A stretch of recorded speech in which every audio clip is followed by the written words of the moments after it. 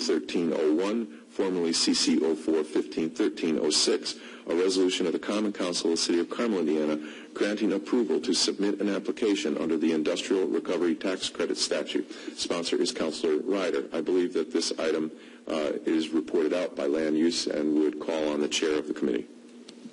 Thank you, Mr. President. Yes, Land Use Committee did hear Resolution CC 0603-1301. After listening to the presenters, Mr. Accordingly, a vote was called for, and the committee did not evidently see that there was enough support to move this forward with a positive recommendation, and is being reported out of committee with a negative recommendation. Thank you. Is there a motion or action on Resolution CC 0603-1301? Call for the vote. Is there a second? There's a second. It's been moved and seconded to call the question on Resolution CC 0603-1301. Discussion on the motion. Councilor Finkam. For the record, I just want to say how disappointed and frankly disgusted I was with the way this came out of committee. All this does is encourage private investment in the Midtown area, which is exactly what most of the councilors sitting on this dais have said they wanted in lieu of public investment. It will bolster the Arts and Design District. It will certainly bolster City Center, which is exactly what councilors on this dais have said they wanted to have happen in upcoming years to reduce public promotion of those areas.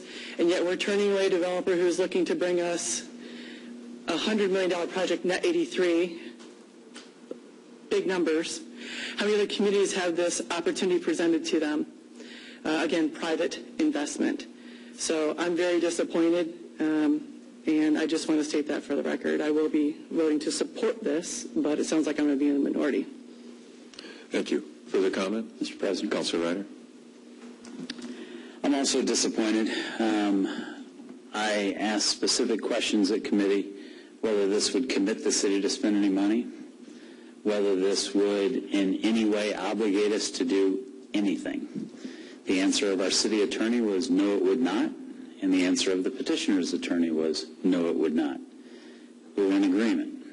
The only thing this could possibly do is bring a chance of free money to help with the infrastructure and help with the property and get some type of development going forward. Not a specific type. Nothing was in front of us. Nothing was to be agreed on. It was a very basic permission to do an application to get tax credits to bring money back to the project. I cannot possibly fathom. I made the motion to send it back to council because the questions that were brought up were answered. Some questions that came up since then were then answered. And so I'm baffled at why we do not want to bring this money back to Carmel.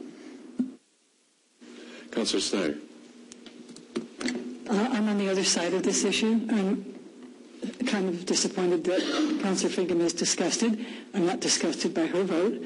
I think this was an argument, a discussion, a digression amongst people who all are concerned about their city and who all have perhaps a different view of this.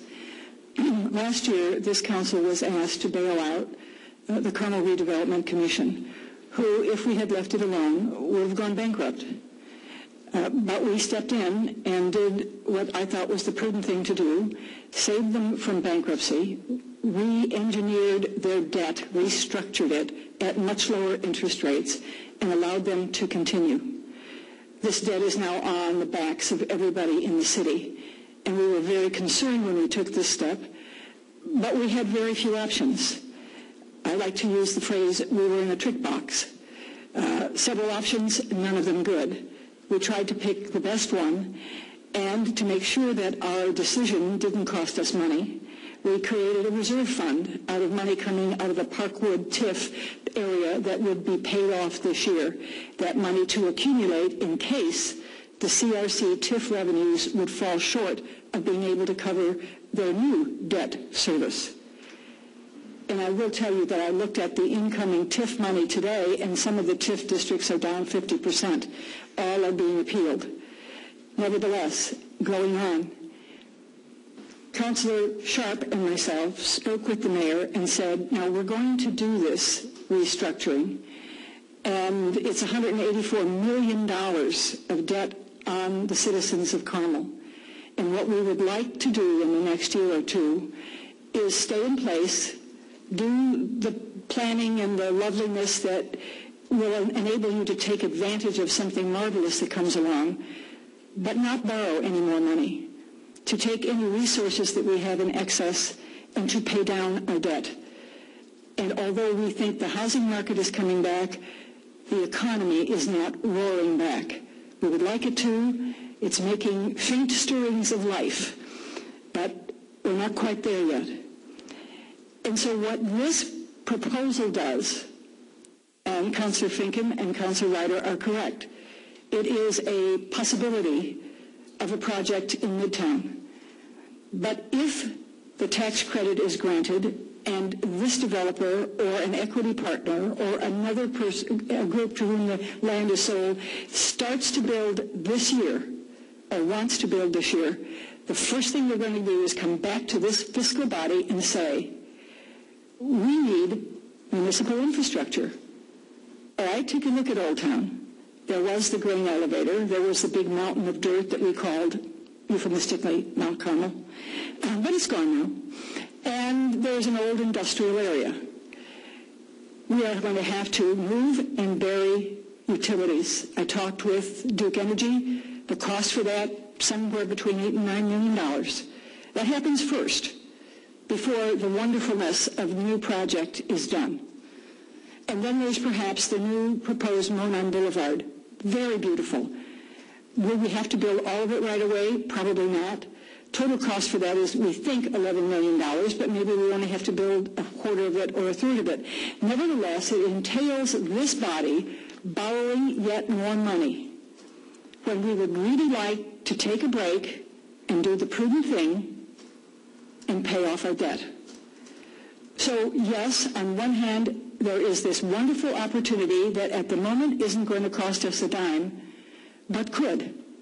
Because if a project comes through and we are forced or virtually forced to borrow money to complete it, then you as a Carmel citizen owe more money than you do today. And that's why I'm going to vote against this. Further comments? Councilor Reiner. I have a great deal of respect and friendship for Councilor Snyder, but the point that she's missing in making her point, everything she said is correct. But again, I repeat, and I look at one of our assistant city attorney as I say this, does it obligate us to spend any money? No. Does it obligate us to start the project? No. If we don't file for this and apply for this by the end of 2014, we lose the opportunity to do so. The money could be on the table. If we can't afford to spend the money and start the project, then it doesn't start. And the tax credits go away. Who's harmed? Nobody has been harmed in this process. No taxpayer owes another dollar. If something great happens, and they would get $25 million, and we could net, we'll net anywhere from $1 million to $15 million is the guess on this. That money would have to be used to raise the building and get the project ready. The rest of the money could be used to help offset the cost of the infrastructure. That would be something I would require in an improvement of anything done in this area. Again, no harm. So again, I am baffled at why we would not take the chance. I have the guts to say no if we don't have the money to build Midtown. And I would say no. But this opens the door in case we would be ready to do it. That's all I say. Thank you. Councilor Seidensticker. Thank you, Mr. President. Councilor Ryder covered part of the money issues, $20 million in roads and infrastructure movement. There's also a water tower that I believe the plan calls for. We also, as of yet, have not found a way to complete Illinois Street, at least the funding. The tax credit that was presented to the council and thereby making its way to the committee kept referencing a plan of which Mr. Cordingley specifically said, I don't have a plan. I really don't know exactly what it's going to look like. It asked for an interest in the community, an interest by business owners. It's very specific. It looked for support. There's a section that I was told today which I'm told is being gotten rid of or is no longer part of the code, although that doesn't show up accurately online if that's the case, and that is that there's a requirement that this property be owned by a municipality, either purchased by or donated to at some prior time. I suppose you can say there are a lot of moving targets here, but the committee did its job. It is the obligation of the presenter to convince the committee that this is reasonable. And to be disappointed or disgusted with the actions of a committee when no input was given, I think is unfair to the work by the committee. We gave it a fair hearing, and it simply comes down to, personally, I don't believe that there's a significant amount of job creation about this, and I believe as you read the code that that's what it's indicating. This is an industrial site recovery tax credit, and I don't see as, I believe the presentation book that Mr. Cordingley provided us indicated roughly 68 jobs were lost. Yeah, they were lost. They were lost back in late or early 2000s. That wire mill has been around for quite some time. Those jobs have been gone for quite some time. Many of the people that worked there did not live in Carmel. We don't know exactly how many, but and I know some of these things because I was around. So the committee did a fair job. We did what we were supposed to do. And the rules of procedure are that when you present something to the city council, it gets heard and it gets acted on. Whomever it benefits, whomever it doesn't benefit, that's what the obligation of the council is. And Councilor Snyder is absolutely right. We have significant financial concerns at the present time that, no, we may not have to, as City Attorney Ashley Olbeck said, this does not commit the city. But we all do understand that when the city says yes, it indicates that we're going to do something. It indicates that we're going to support. As a matter of fact, one of the things they evaluate is whether or not the city has financial support behind this, or a third party, neither of which were in place. And I understand that that doesn't commit the city, but it certainly does show an intent. And I'm not interested in intending for anybody to get the idea that I think it's a good idea that we ask for TIF, because Mr. Cordingley did indicate that he likely would ask for TIF. I don't know, compared to any other project, many developments, if not most of them, require the developer to put the infrastructure in. We run it up to the project, which is our obligation to the city. But within the development itself, the infrastructure is built by the developer, and then the developer gets their money back out of it after they sell off the parts and pieces of the project or the house or whatever it is. So I don't believe that, and as I'm also told, in July, the Pedcor does not require City Council's approval to go ahead and apply for the $15 million. So my understanding is that without regard to how Council votes on this, it would likely not have an impact. They can still go to the state and get that tax credit. if they can convince the state board that they have all of their ducks in a row. Thank you. Thank you, Councilor. Councilor Finkam. I'd just like to comment that all this may not have an impact on this application being put forth. What it has an impact on is the perception of those outside of this community on our desire to move forward as a community and develop the areas that are sitting there unused and industrial and wasting away, or if we're going to sit tight and just continue to invest in the areas that certainly need more density to continue their growth. And I think what you're hearing tonight in the council is really a very large split on how we all see the future of Carmel. There's those that want to continue to develop Midtown, there's those that don't. And you're hearing that tonight. Thank you. Further comments? Seeing none. Mr. President, Mr. Mayor. I'd like to ask the council to reconsider a couple of reasons. One, regardless of whether the council support of this resolution is required when the application is made to the state of Indiana, it won't help our local developer in terms of competing with cities all over the state for a limited pool of state money to have a resolution in place by our council saying we don't want to do this, or we don't want to provide money for infrastructure. But we develop an area because it costs less for the taxpayer than developing a green field. This is an area that doesn't require a new fire station at $2.5 million a year forever, plus inflation.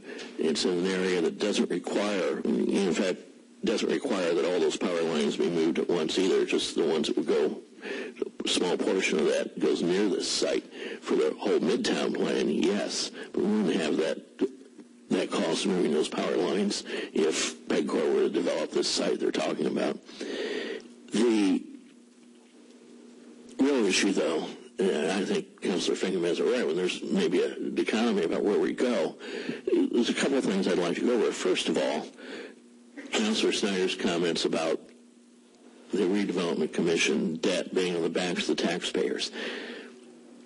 It's important to point out that, yes, the City Council placed a backup to enable us to get the city to get a better rate for that every one of those loan payments up till now, and as far as we can see in the future, are going to be made by the money coming in from businesses in the TIF districts. It hasn't raised our taxes.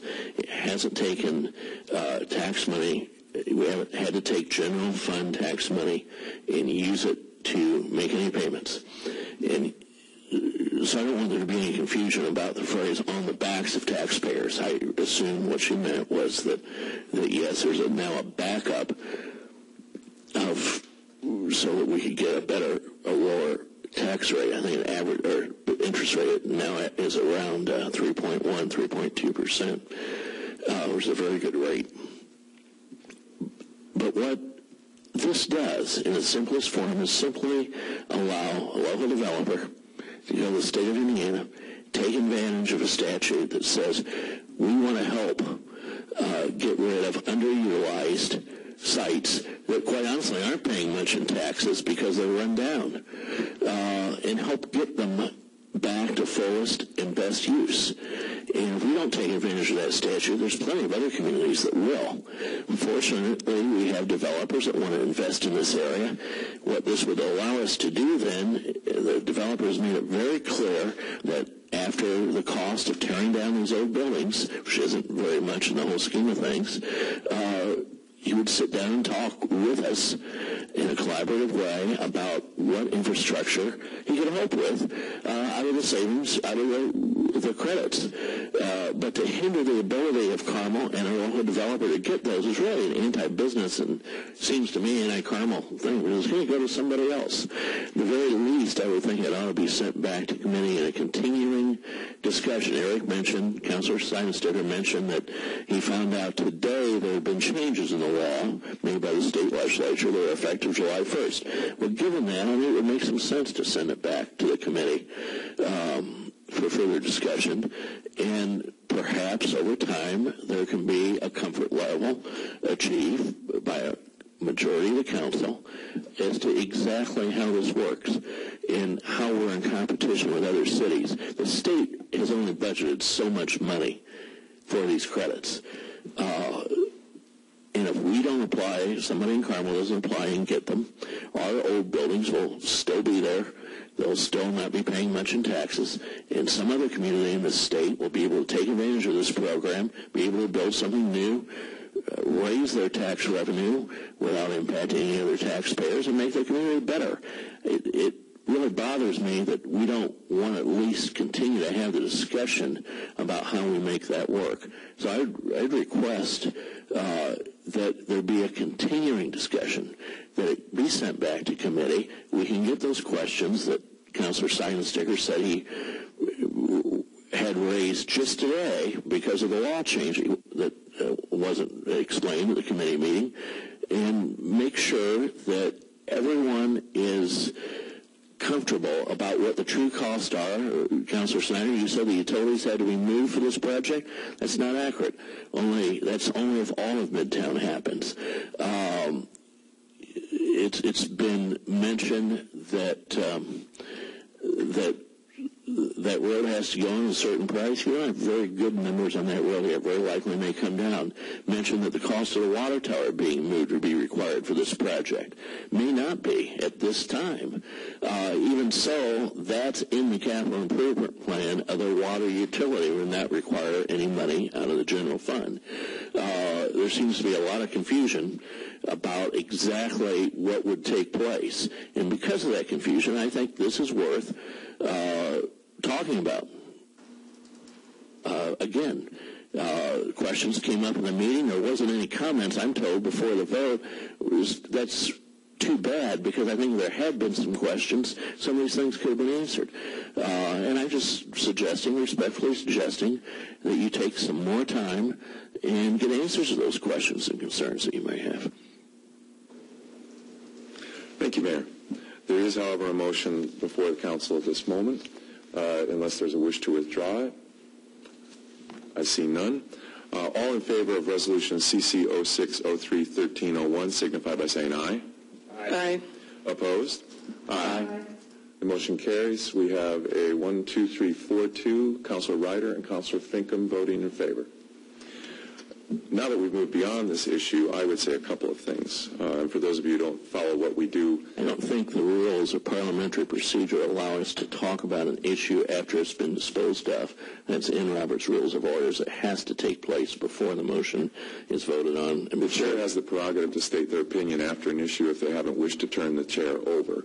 And I've done it throughout the 4 terms that I've been president. I would make a couple of comments. I mean, don't give up my voice as a council member because I'm president. But if I choose not to try to influence the debate, then I can remain in the chair.